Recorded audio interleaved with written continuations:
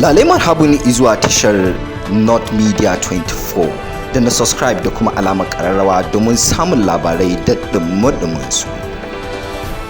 Abin kallo yayin da wani gwamnan APC ya garkame kofar shiga gidan gwamnati. Jama'a barkanmu da warhaka, barkanmu da sake saduwa da ku a wannan tasha North Media 24. Sai a gyara zama domin aji cikakkun labarin. Abu kamar wasan kwaikwayo yayin da gwamna ya hana dukkan ma'aikatan da suka zo a makare shiga gidan gwamnati. Gwamnan Cross River ya isa ofishinsa misalin karfe 8 na safe, amma bisa mamaki yawan ma'aikatan ba su zo ba. Bayanai sun ce ma'aikatan kusa da mutum 100 aka bari yashi a waje bayan kulle babban kofar shiga wurin aikin nasu.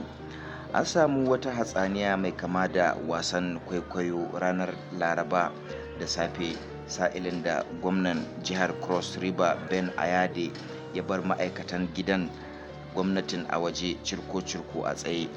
Jaridar Vanga ta rawaito cewa gwamnan na jam'iyyar APC ya kulle babbar kofar shiga gidan gwamnatin jihar da ke Kalaba.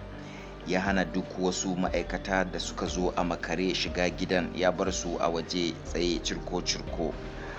Bayanai sun nuna cewa Ayade ya isa wurin aikin tun kafin karfe 8 na safe, kuma ya umarci shugaban dakarun tsaro CSO ya kulle babbar kofar shiga gidan gwamnatin.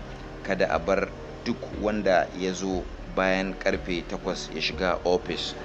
Yayin da wakilin jaridar mu ya ziyarci ofishin gwamnan da misalin karfe 10:45 na hantsi, ya tarar da ma'aikata kusan mutum 100 a tsaye sun yi cirko-cirko a kofar, yayin da wasu kuma suka fara kama gabansu.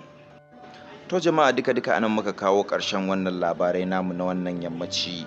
Sai wani lokacin in Allah ya kai mu, ku kasance da North Media 24. Sai wani jikon in Allah ya kai mu, a huta lafiya.